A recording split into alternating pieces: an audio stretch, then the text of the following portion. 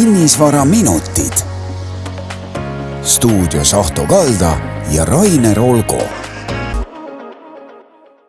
Tere kinnisvarasõbrad, nädal on jällegi läinud nagu njuhti. Rainer Olgo on saanud endale ilusa kuldse kella käe peale ja minul on ikka tuju hea. Kus sa selle kella said? Ma otseselt kellast ei räägi, aga ma tahan tänada tänase saate teema eest Tiitu ja teisi vaatajaid, kes... Ja kõiki neid, kellega sa notaris käisid nädala jooksul. Tahan tänada nii ostjaid kui ka müüjaid, ka notarid ja ka kõik inimesi, kes olid seotud ja loodan, et ja olid lahked, et te tegite hea tehingu, aga teema, mis pakkus välja Tiit, oli mis? Tiit pakkus välja sellise toreda teema, et kui me kogu aeg küsime, et kas kinnisvara osta tasub. Jaa. Tiit küsis, et kas tasub müüa? Kas tasub müüa, jah? Praegu. Ja. Või natuke oodata? Võib-olla lihtne vastus on see, et kui keegi täna sulle ikka nagu piisavalt maksab, müü ära. Ja. Aga võib-olla peaks kuidagi laiendama seda. Ja, kas turuhinnaga müüa? Et kas tasub müüa? Võib-olla see küsimus on nagu see, et AS-komme saab rohkem. Ja. Et minu arust alati tasub küsida, et kui sa tahad müüa kinnisvara, et miks sa tahad müüa? Ja. Et raha tahad. Ja miks sa tahad raha? Tahad raha, et ennast hästi tunda, osta mingeid mõttetuid vidinaid. No vaat siis on reisimas. Et see on lihtne vastus, et kui sa tahad osta mõttetuid vidinaid, nagu näiteks kullast käekella või Lamborghini või... Ütleme, et on kullast. Jah, siis ära müü. Siis ei ole praegu õige aeg müüa. Õige aeg müüa on siis, kui sa oled arenenud või samas, kui see on sinu jaoks oluline osta kullast kell või Lamborghini, siis jällegi on õige aeg müüa. Nii. Aga okei. No, ei olegi nagu. Ma ikka mõtlen, kui mina midagi maha müüks, ma selle raha ikkagi investeeriks mujale. Ei, aga kas ei ole? Meil on, võib-olla see läheb jälle nii utoopiliseks jutt kätte, aga okei. Kui sa nüüd investeerid kuskile mujale, saad jälle kasumit, on ju? Jah. Nii, nüüd sa selle, mis sa said kasumiks, jälle investeerid. Ja nüüd sa saad jälle kasumit. Jälle investeerid, nüüd sa saad jälle kasumit. Nüüd sul on hästi palju raha. Sa saad rikkaks. Ja. Nii, mis sa nüüd teed siis? Siis hakkad kulutama ka mingi hetk. Ma kunagi lugesin sellist raamatut nagu Die with Zero. Ära jäta midagi alles ja ära päranda ka mitte midagi. Raiska kõik ära enne, kui sa ära lähed. Ja siis see sõltub, et kuna sa nagu raha kokku saad, et raiskama hakata. Aga vaata, kui hull on lugu siis, et sa muudkui kogud ja siis sured ära ja jõudnud raisata. Jah. Siis sa nagu ei saanudki. Et selles mõttes jah, et kui sa nagu, kui on aeg hakata raiskama, siis ära muretse, siis raiskavad teised. No siis jälle. Jah. Ei, no lihtsalt sa kuulad seda investeerimisjuttu, et siis tavaliselt inimesed ei tea, aga mis sa siis teed, kui sul on juba nii palju raha, et ei ole vaja enam investeerida? Või see on nii võimatu, et pole mõtet üldse rääkida sellest? Ei, on ikka, mina mõtlen kogu aeg selle peale, et kui mul on oleks nagu piisavalt, et rahul olla nii aastaid, nagu et sa tead, et elu lõpuni sa ei pea kunagi mitte midagi tegema, et sa saad, selle asja nimi on küllus. Kui sul on küllust nii palju, et kas sa ikka rabeleksid? Tead, kuna sa igal juhul jõuad sinna, et elu lõpuni ei pea enam mitte midagi tegema. Nii. 95 aastaselt. Nii. Sul ei ole sentigi raha vaja, küll siis see ei ole, ülest hoolt võetakse. Jah. Siis mõtled, kas need sambad on ikka, kas need sambad teha ise? Ma ei usu, et sa seda mõtled. Mina või? Kui sa oled 95 aastat. Ei, siis muidugi. Ei, siis sa enam ei mõtle midagi. Siis sa mõtled, et... Ei, no ongi, et kui kaua sa siis nagu kogud, aga okei, küsimus oli see, et kas täna on õige aeg kinnisvara müüa, siis nagu õige vastus on, täna on õige aeg kinnisvara müüa, eks ju. Homme on ka õige aeg kinnisvara müüa. Kogu aeg on siis. Kogu aeg on õige aeg müüa kinnisvara. Oleneb mis hinnaga. Oleneb, mis sa teed selle rahaga. Alati minu arust kõige tähtsam küsimus on, mis sa teed? Kas sa teed midagi endale meele pärast? Võtme sa oled sunnitud müüma, eks ju? Jah. No siis on halvasti. Siis ei ole õige aeg. Siis ei ole valida, siis ei ole see küsimus oluline. Kohtutäitur. Kui kohtutäitur, kusjuures kuna on kindlasti vale aeg jälle kinnisvara müüa, mida ma olen kogenud siin mõned korrad elus, et tuleb inimene või, et kohtutäitur tuli ja nüüd on see viimane kuupäev, et läheb kohe kohtutäituri oksjonile või homme on oksjoni lõpp, et siis juba on õige aeg juba möödas.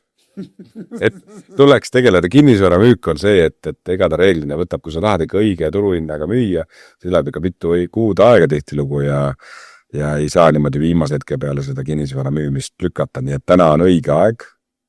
Ma saan aru, aga me räägime tegelikult praegu nagu ausalt öeldes nagu poliitikud, et kõige... No tahad konkreetselt teada? Ütleme aasta, 12 kuud, Tartu, nii, Lõuna-Eesti, kuna on kõige õigem aeg müüa näiteks maja. Tahad nagu konkreetselt teha? Kas kevadel, sügisel, suvel, talvel? Meeldib, kõige parem ostja on ikkagi see inimene, kes ostab endale asja, mida tal on vaja, kodu. Nii. Tee investor. Ja. Kõige parem ostja on inimene, kes ostab endale kodu, kellel on vaja seda emotsionaalsetel põhjustel. Ja maja müümiseks selle loogika järgi on kõige parem aeg siis, kui lumikellukene tärkab ja loodus ärkab. Ehk kevad, märts. Et jaanuaris hakake planeerima, märtsis müüge.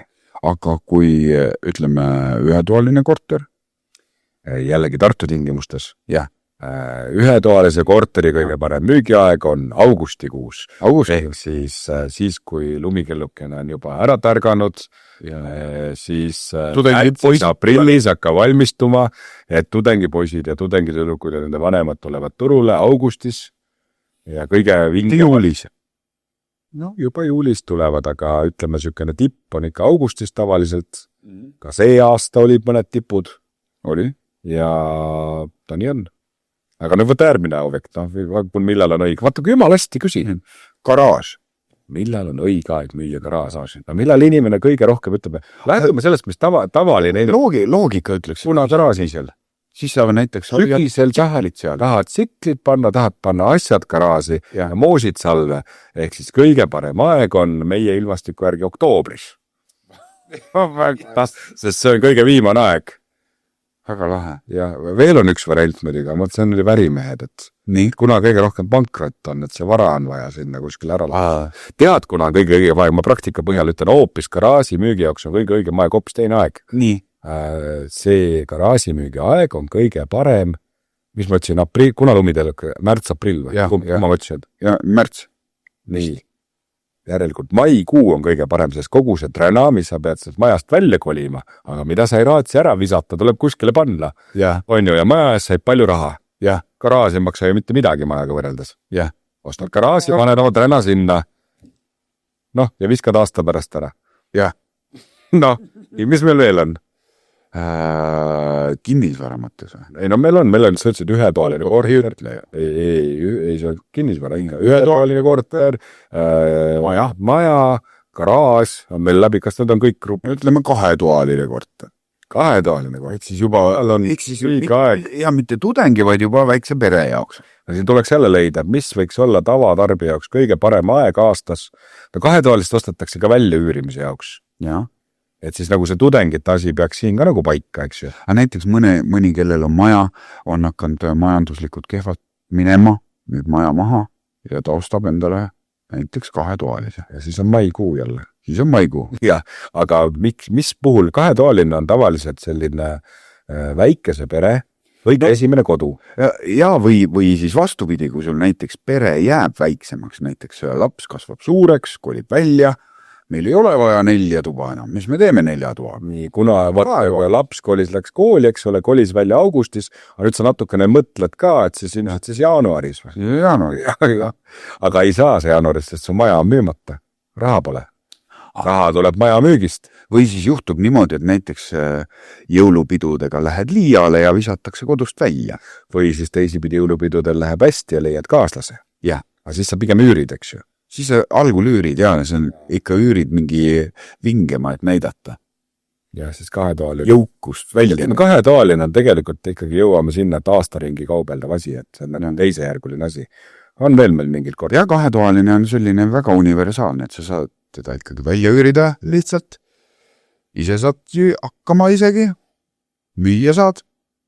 Just kõige parem objekt ongi kahetoaline. Kahetoaline on kõige sükene liikuvam, jah. Kõige liikuvam. Aga võtame veel nüüd mingi 4-toaline korter näiteks. Mis on juba probleem. See on keeruline, kas see on probleem? Mina teeks 4-toalisest 4 ühetoalist. No see on see, aga me rääkisime tavainimene ei tee. Ja me rääkisime müümisest. Miks tavainimene ostab üldse 4-toalise? No kui Milline inimene, kes no see peab ikkagi suure pere ja koeraga. Nii, aga seal peres on kes lapsed? Ja, Kus need käivad? koolis, lasteaias. Kuigi nad käivad koolis, kuna on õige aeg? Kooli minna või? September. Laps ei taha kooli vahetada, ostab selle korteri sinna, kus see laps Ja, nagu, sa ei saa osta, sa ei saa septembris elu sees ei osta. ja. Oktoobris ka ei osta. Ei osta, sa ostad varem. Kui sa oled niisugune pikalt ettemõtleja, on ju, sa ostad mais, Juunis. laps läheb kooli, uulis juba mõtled, kas enam jõuab kolida seina värvida. Ja. Ikka mai-juuni. Ja see kõik potsatab suvel, nüüd tekib ainult küsimus, et mis see talvel toimub siis? Talvel ongi need, kes jõulupidude pärast välja saadetakse kodust. Ja see on väga väike protsent.